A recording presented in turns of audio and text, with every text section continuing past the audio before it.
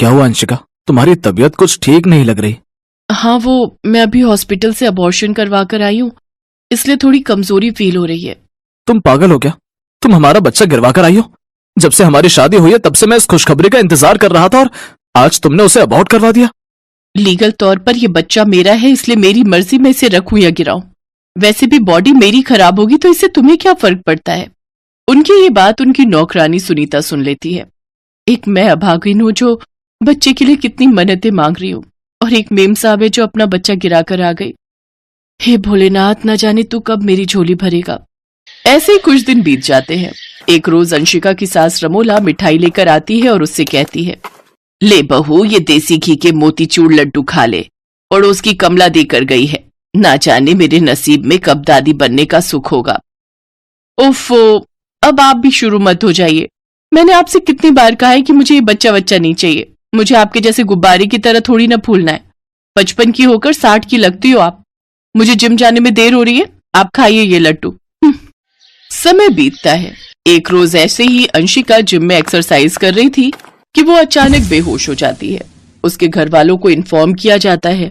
वो उसे अस्पताल लेकर चले जाते हैं, जहां डॉक्टर उनसे कहता है, मुबारक हो, आपकी वाइफ मां बनने वाली है। नहीं, मुझे ये बच्चा नहीं चाहिए, मुझे आज ही अबॉर्शन करवाना है।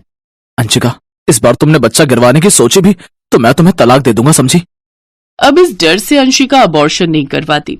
उधर भोलेनाथ की कृपा से सुनीता की गोद भी भर जाती है और वो भी गर्भवती हो जाती है।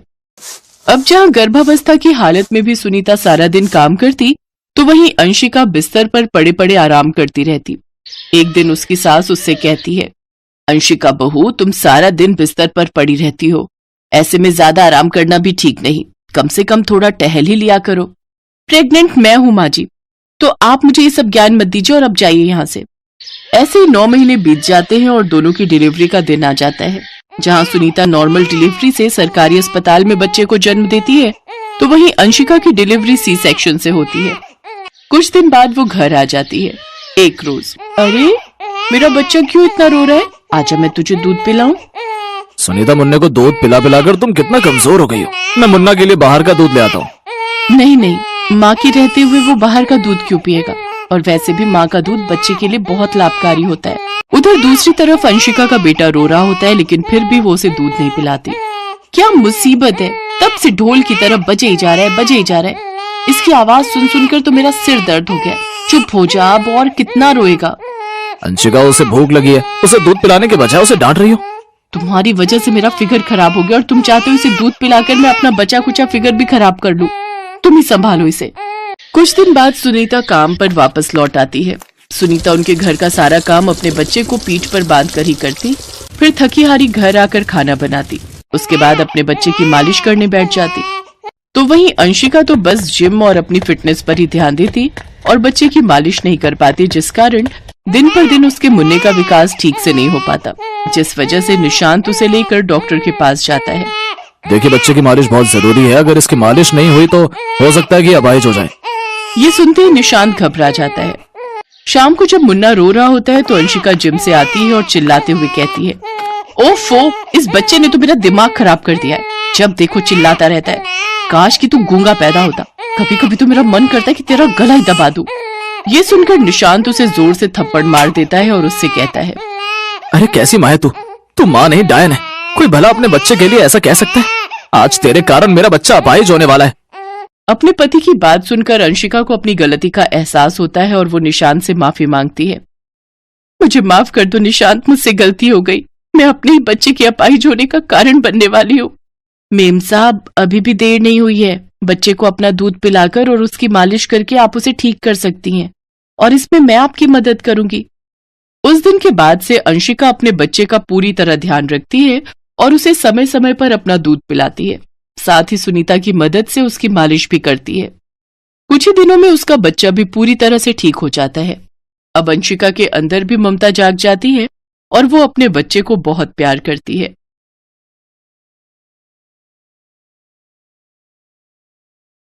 बहुत पुराने समय की बात है। राजस्थान के उदयपुर में एक छोटा सा गांव हुआ करता था। उस गांव में पानी की बड़ी किल्लत थी।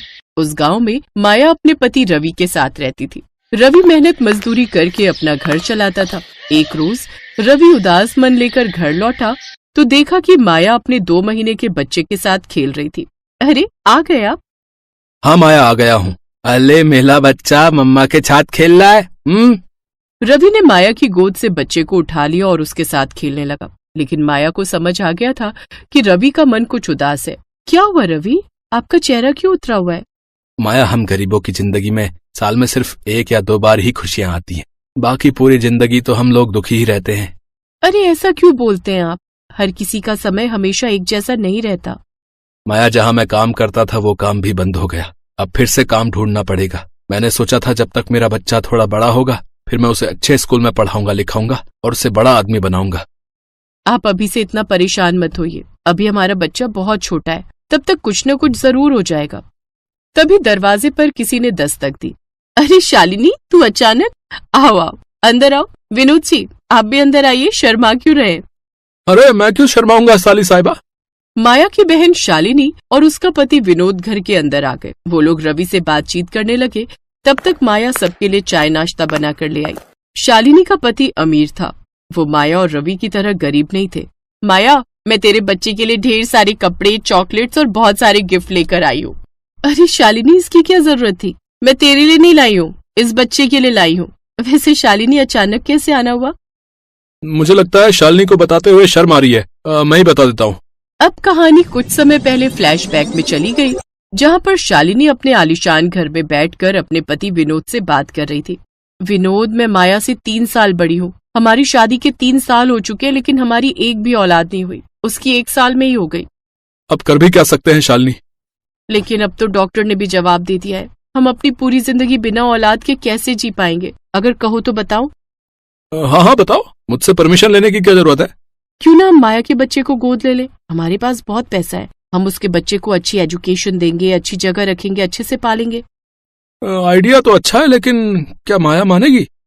अरे मानेगी क्यों नहीं? पैसों में बड़ी ताकत होती है। उसे हम लालच देंगे ना कि हम उसके बच्चे को पढ़ाएंगे, लिखाएंगे, करोड़ों रुपए उस पर खर्च करेंगे। जल्दी से तैयार हो जाओ, हम अभी चलते हैं। रास्ते में उसके बच्चे के लिए ढेर सारे गिफ्ट भी ले लेंगे, तो वो जरूर मान जाएगी। अब कहानी एक बार फिर से प्रेजेंट टाइम में वापस आ गई। माया अपने बच्चे को गोद में लेकर शालिनी की तरफ पीठ करके खड़ी हो गई। माया, तो कितनी मतलबी निकली। जरा सोच, हम तेरे बच्चे को अच्छे स्कूल में पढ़ाएंगे, महंगे महंगे कपड़े पहनाएंगे, अच्छा अच्छा खाना खिलाएंगे, तो जरा सोच, बड़ा होकर क्या हीरा बन जाएगा तेरा बेटा। शालिनी, मैंने तेरे बारे में ऐसा नहीं सोचा था। तूने ये कैसे सोच लिया कि पैसों के लालच में मैं तुझे अपना बेटा दे दूंगी? प्यार और ममता की दौलत से बढ़कर कोई दौलत नहीं होती। ये बड़ी बड़ी बातें ना सिर्फ फिल्मों में ही अच्छी लगती है माया। अगर तूने हमें अपना बच्चा गोद नहीं दिया तो हम आज के बाद तेरी कोई मदद नहीं करेंगे। तो हर बार मुझसे पैसों की मदद मांगती थी ना, अब मैं तेरी कोई मदद नहीं करूंगी। इससे पहले कि माया कुछ बोल पाती, उसका पति रवि बोला। देखिए, मुझे तो पता ही नहीं था कि माया आप लोगों से पैसे की मदद मांगती थी। हम अपने बच्चे को नहीं दे सकते। हमसे जितना हो पाएगा उतना हम अपने बच्चे के लिए करेंगे। हमें किसी की मदद की जरूरत नहीं। शालिनी, चलो यहाँ से। इन गरीब लोगों को बड़ी बड़ी बातें करने के अलावा कुछ नहीं आता।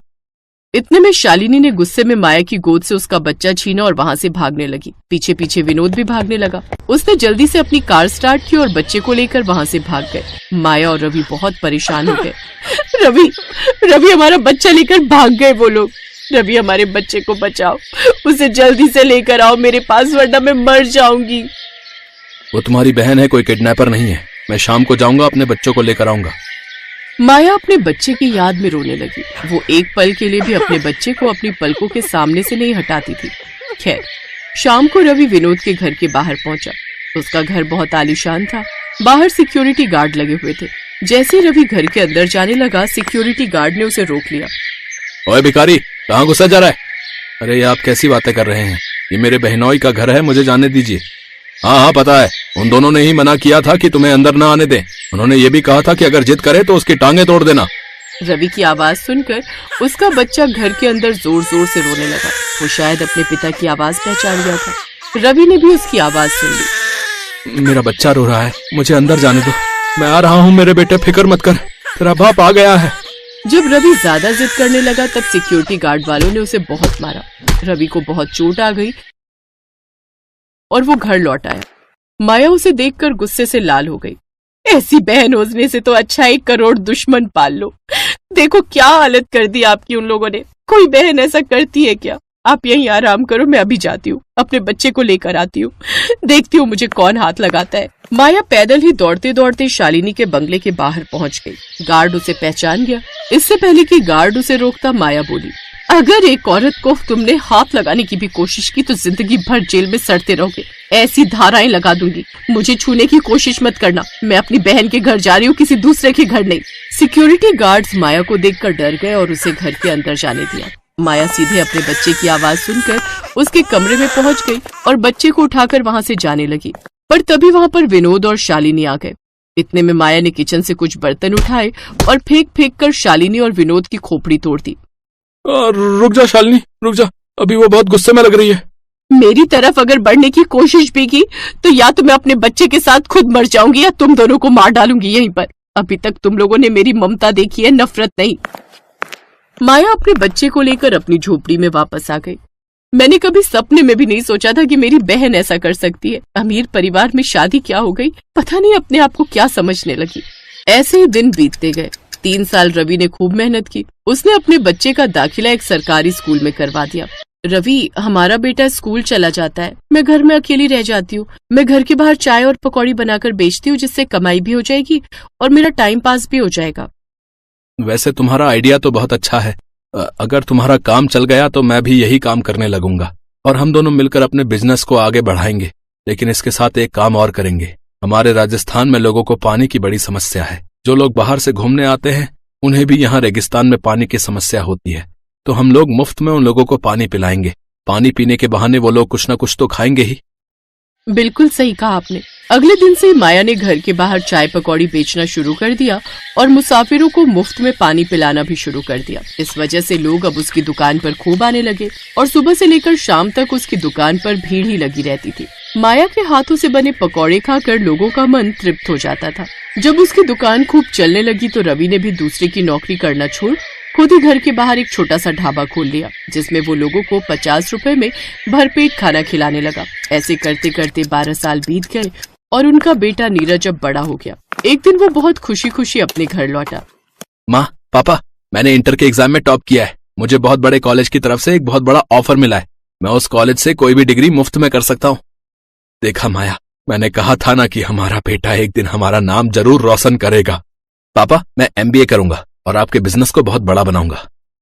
नीरज ने MBA करने के बाद अपने माँ बाप का बिजनेस बढ़ाया और सिर्फ 5 साल के अंदर वो बहुत बड़े होटल का मालिक बन गया। माया की बहन उसके पास आई और दोनों ने माया और उसके पति से माफी मांग ली। अब सब लोग खुशी खुशी रहने लगे।